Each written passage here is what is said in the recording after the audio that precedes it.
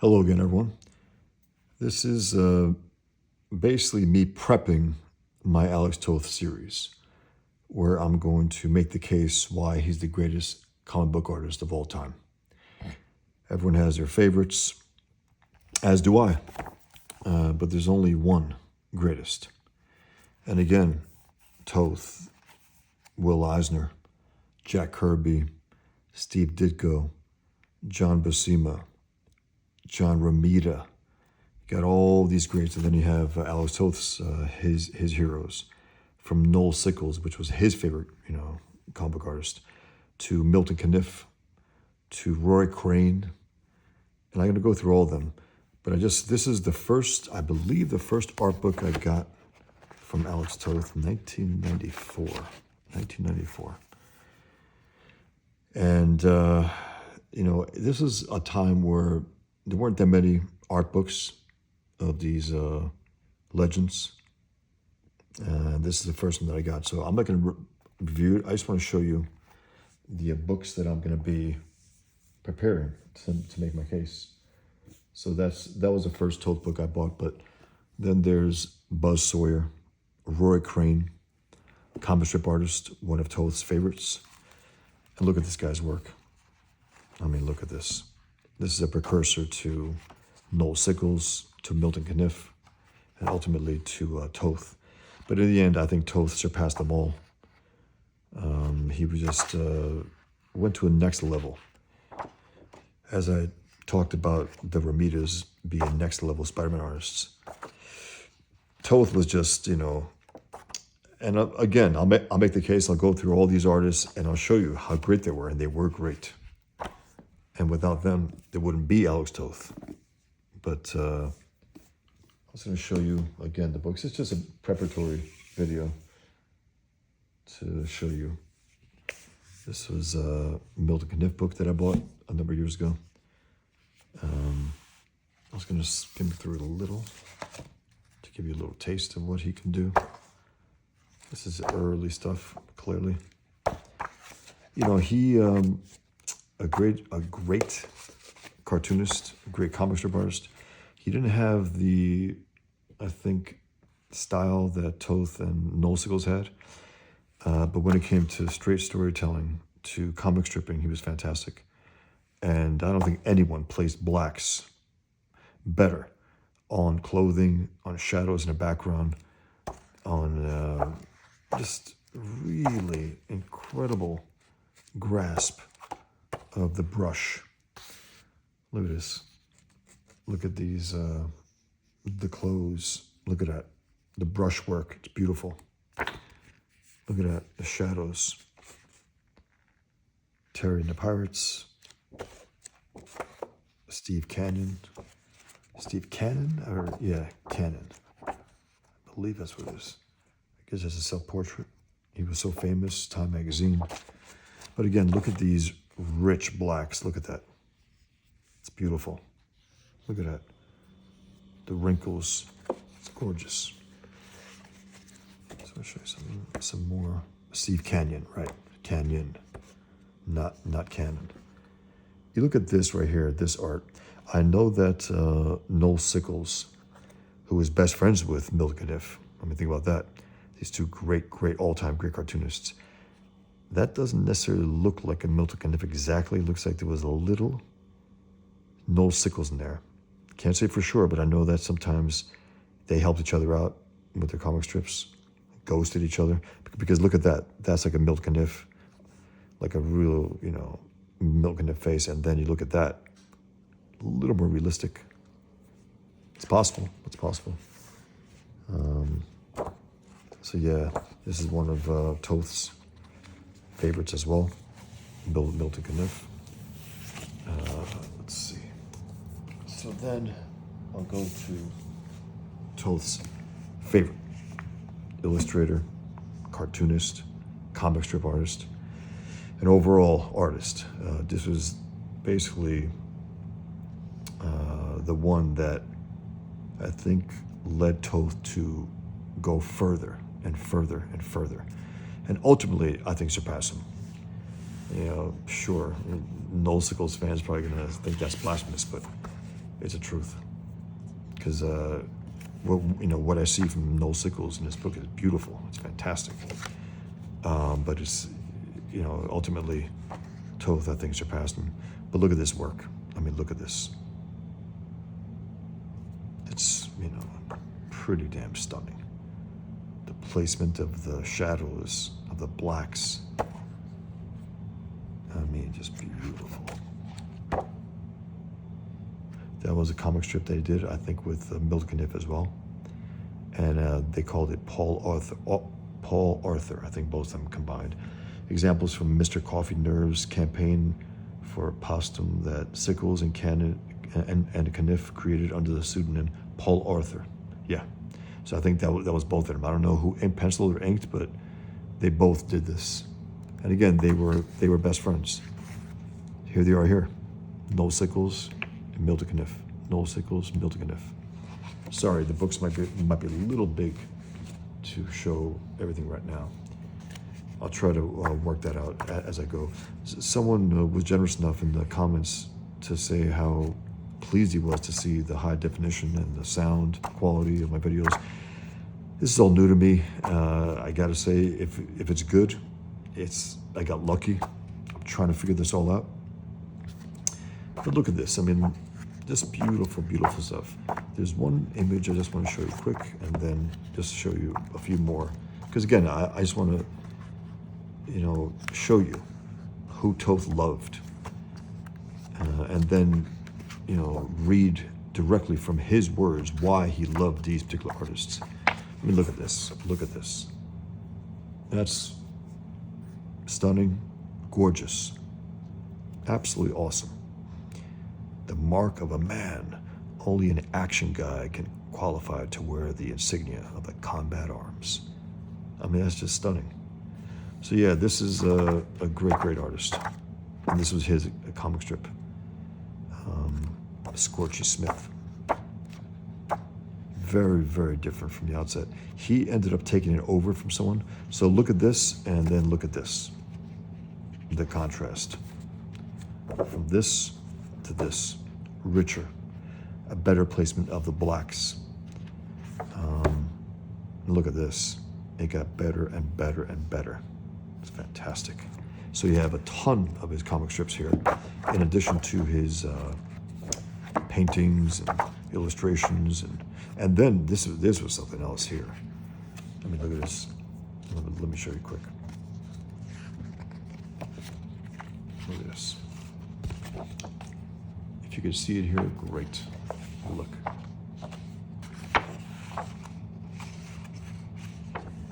And then Milton Caniff, and I believe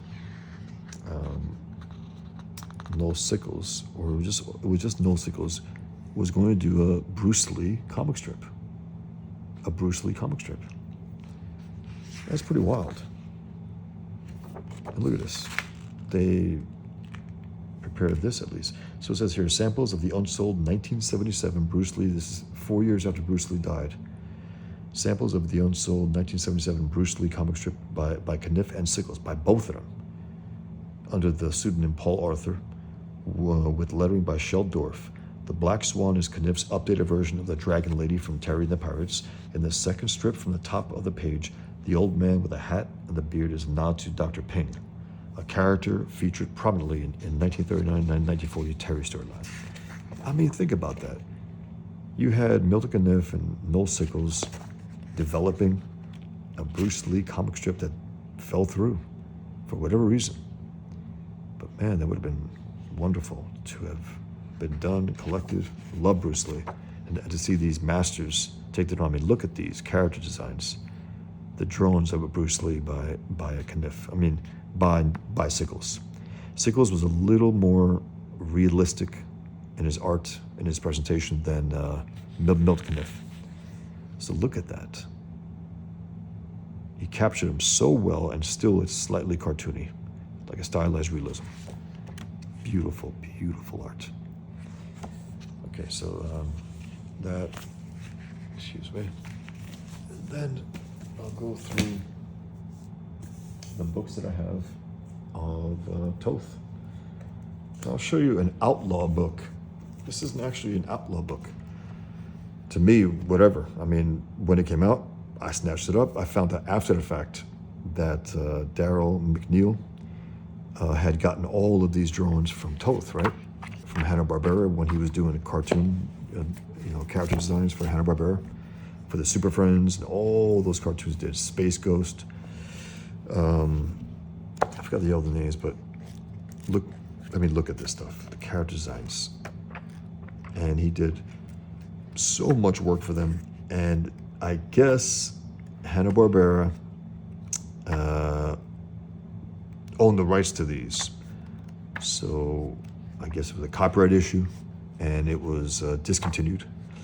So there's a number of these out there. And I snatched mine up. I guess it was 96, 2 years after the other book. So there was a steady flow of Alex Toth books coming out while he was still alive. And I was able to send him Table for One in the summer of 2002. 2 years before I published it. I was able to send him a Xerox copy. So yeah, look at that. That's early designs of Space Ghost. Look at these. And just, beautiful stuff. Look at this. Printing is not great, but still you get to see the general ideas of his designs. And the faces, look at that. The character, Snooty, look at that. Look at that guy. So yeah, this is called Alex Toth by Design. Wonderful. And then I got the one I showed you. That was the first Toth book I ever got. It was this one. I believe it was the first book that was released, an art book by Toth. It was an introduction by Milton Caniff. Wow, I don't remember that, but man, that's pretty awesome. Look at this early stuff. Look at this, 1951. Incredible. He was in his 20s. I mean, look at this. Look at that. Look at the design. Look at the shadows. Incredible. Like right out of the gate, he was great. And look at his cartooning work also. Look at this. It's fantastic. So yeah, that was the first one I got. And then I believe it was Alex Toth by Design. And then there were two books by a Frenchman named Manuel Aud. I believe that's how you pronounce it. He did this one. Yes. He did this one first, and then this. I guess this was considered volume 2 of his collection. It's a little old, as you can see, a little wear and tear. But hey, man, I went through these big time. Alex Toth, black and white. That's a doodle of himself. Look at this. I mean, look at this. So yeah, this is just a general overview of this video to prepare my case. But look at that. Look at his Conan drawings. I mean, that's his character, Jesse Bravo for Adventure. That's the graphic novel that he wrote, penciled, inked, lettered, did the works. Look at this. Look at this. Taps. Man. Look at this. Look at this. Just stunning. Look at the roughness, the thick, the beautiful shapes, the confident lines. Look at her body. Look at the guy. Look at her hair. Even that towel. Beautiful. This is one of the last things he did, I think, in terms of sequential art. This was in the 90s. Look at that. Look at that. Incredible. Yeah. So, and then just go through a few more. And then we'll just call it a night on this. This is another collection. Setting the Standard, comics by Alex Toth, 1952 to 1954. This is when he was very young, in his 20s. And the word was that he was younger than everyone and better than everyone. And everyone knew it.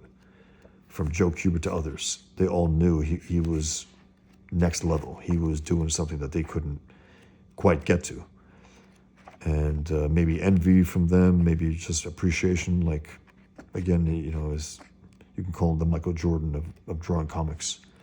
But look at this. Even this stuff at a young age, look how good it was. Oh, man.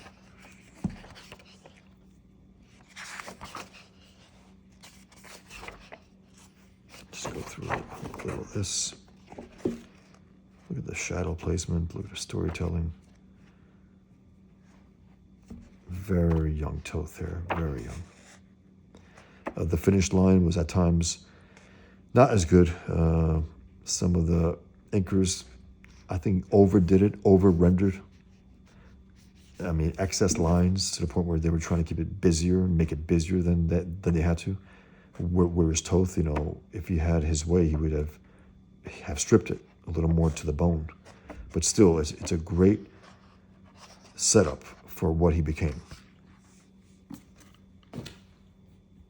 And then here's another one. I guess this new material here that I got picks up a lot of lint. Creepy, okay. He did Creepy and Eerie. Those were the two horror comics, right? Or magazines. Look at that.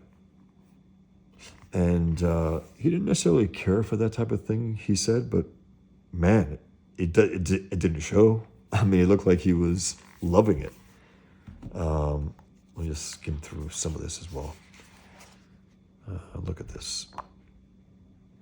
Look at the page designs, the shadow, the placement of blacks. I mean, look at that. Look at that carriage on an angle. Alex Toth. Look at this. Sorry for the glare. I'm trying to show it as best I can. He based that character clearly on Humphrey Bogart. Look at that. Most artists would never dare do that. That takes balls. It definitely does. Look at that. Shadow wrapping around the face. Beautiful. Look at the naturalness of that guy's attitude and his walk. This guy. Look at this. Very realistic. Man, look at this stuff. So what I might do at a certain point, I might just read a few here and there at a time. I mean, look at this. Look at that. Look at that.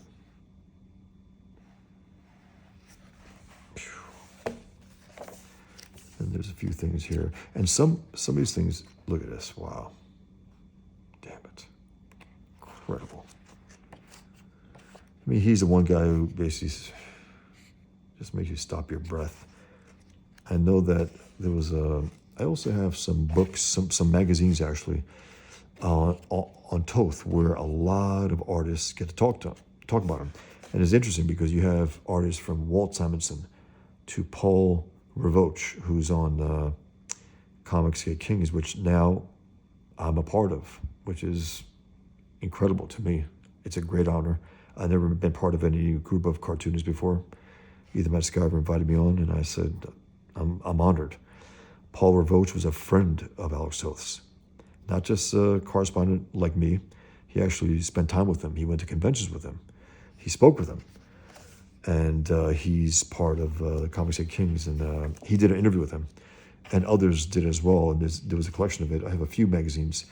You have artists from Jim Lee to Walt Simonson to Paul Ravoch to all these artists getting a chance to talk about how great Alex Toth is. And they're all so different than the other. And I remember Walt Simonson talking about, yeah, he's great. Yeah, these arts, he's an artist and all that.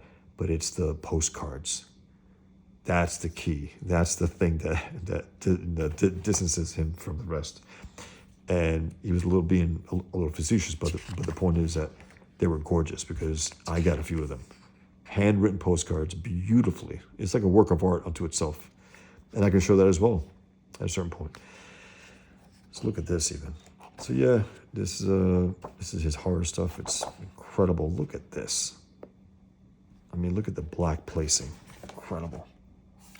So yeah, that. And then just something here, a little. The Question, which is Steve Ditko's character, an objectivist-based character. Alex Toth got a chance to draw him for Charlton, and look at his version of the question. Look at that.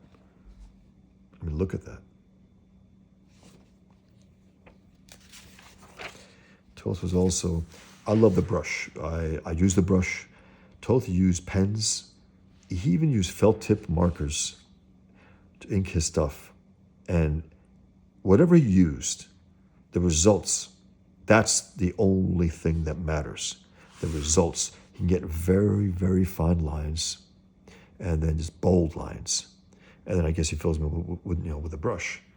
But that's just great, great stuff, that line work. And again, it doesn't matter what tools you use. It's how you use them and what is the end result. And the end result is that nobody inked Toth better than Toth. Nobody. And his question is fantastic. Look at that. Oh, man. Beautiful. Okay, so a few more. I can't really show you this here, but this is Bravo for Adventure, the huge artist edition version. And man, look at this.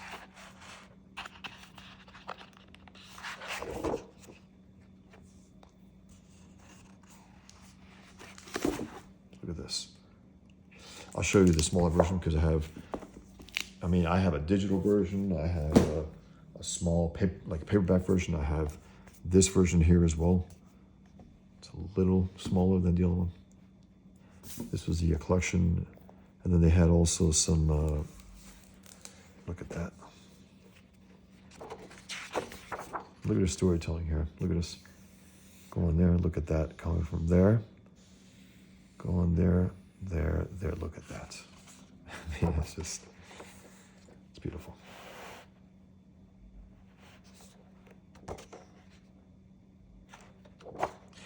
This was Toth with all his powers.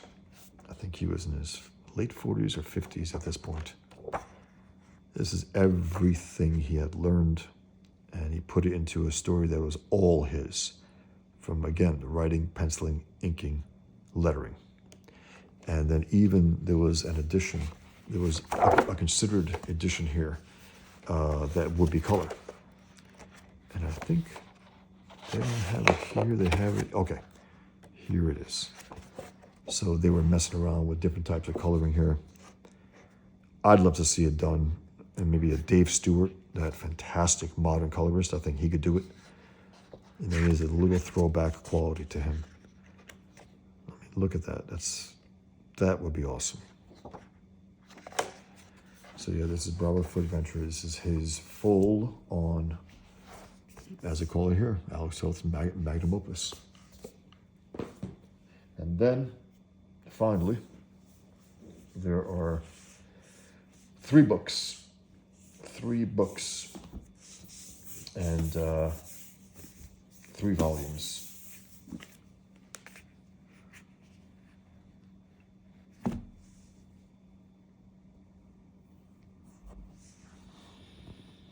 Trying to get this to be seen. It's just a little too big for here. I got to figure it out. Maybe I got to get another, some more stuff here to see. But look at that. Genius Illustrated. That's what this collection is called. It's a big, fat book about the early days of Alex Toth, his history.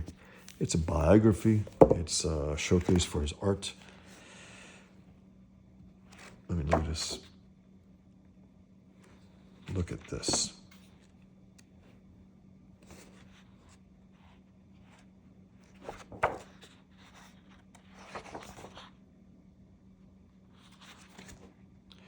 A famous Toth comic, White Devil, Yellow Devil. Bob Kanigher wrote it. I guess that's the way it was colored in the comic. It's very good colors, especially for those days. I believe this was in the 70s, 1972. Look at that. I mean, look at that. Look at these. I mean, just stunning. So yeah, this is one of the volumes. It's a 3-volume book. That's Toth and his wife, one of his wives, I think his last wife. So let me go through 2 of the other ones, and then we'll call it a night. And then again, I can go through them. This is just a preparatory video just to show you. It's called Genius Isolated: The Life and Art of Alex Toth. Volume 2, and they're all huge. His entire volume is, I mean, I think it's like almost 1,000 pages altogether. I'm just going to open up at random pages here. This is to show you Noel Sickles, Milton Caniff. Frank, no, that is Frank Robbins. Johnny Hazard, yeah, I could tell. Look at this early Toth. Early Toth again. But look at his early stuff even. Look at that. He was in his 20s here. Look at this. I mean,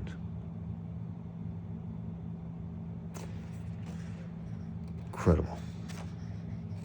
Look at this. That's him drawing Green Lantern when he was a kid. Look at this. Thunderjet.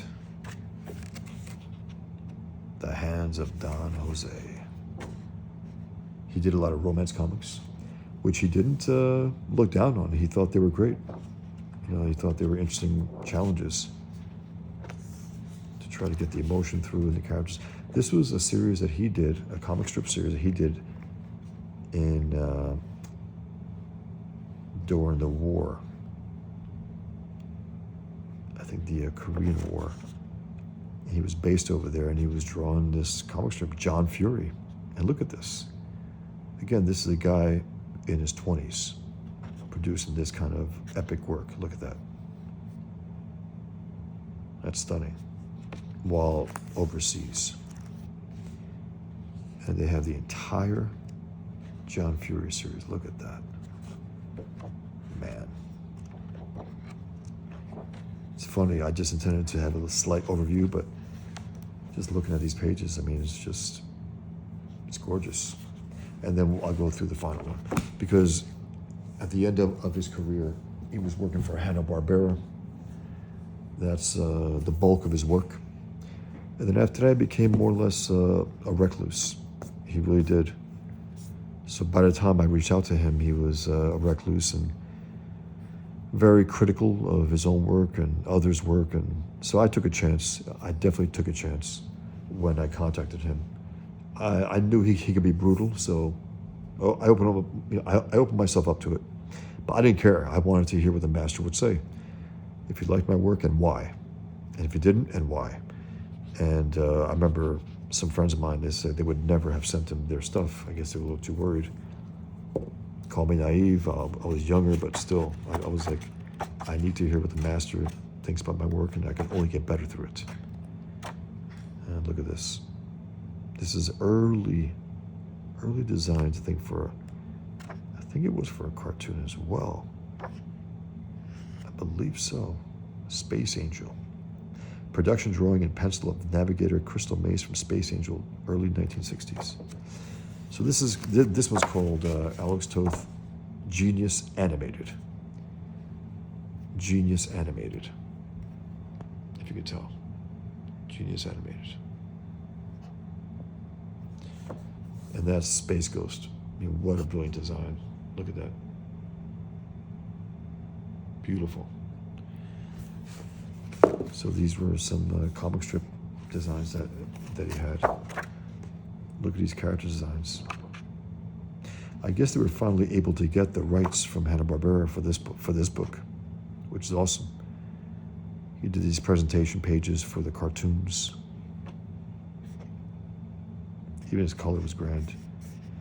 He was colorblind, but I guess he figured it out, naming the colors. I don't know if he's fully colorblind, but a few colors he couldn't tell. He did a Fantastic Four designs for the cartoon.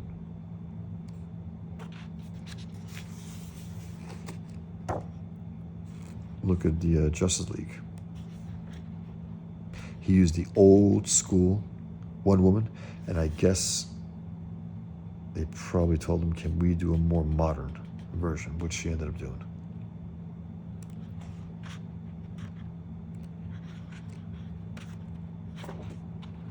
Storyboards in for the Super Friends.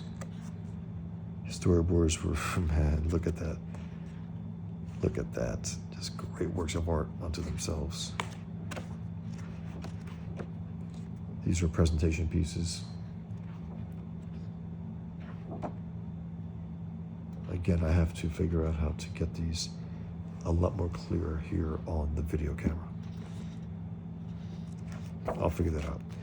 But yeah, I just want to give you a little taste of Toth and why he's the greatest comic book artist ever. I mean, look at that suit, man. It's fantastic. He ended up also drawing some Marvel characters for some advertising work. And yes, look at this. That's his Spider-Man. Alex Toth Spider-Man. Look at that. How cool is that?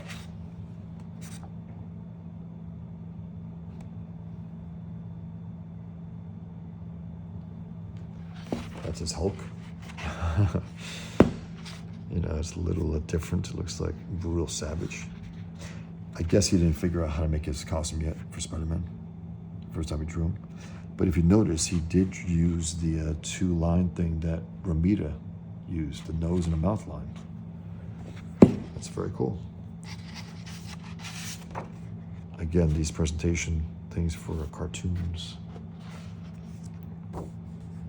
And you got a 3-volume set, and that's the man himself, Alex Toth. So thanks for checking this out. I'm going to make a series of videos. I guess focus on each of these books, one at a time. Read from himself why he thinks this artist is great, why that artist is great, and so on. And then I also want to do some Alex Ross. I have 2 books of his, collections of his DC work, collections of his Marvel work. And I have a little mixed feelings about him, but he's a hell of a painter. And it's really great to see his process, and his versions of the characters are pretty epic. I mean, his Spider-Man is basically the John Romita Sr. version to make it look real. So we'll do that as well. There's a lot more I can do, and then also just keep going and show my work and do some more drawing examples here and there, live drawing. So thanks for watching, and until next time.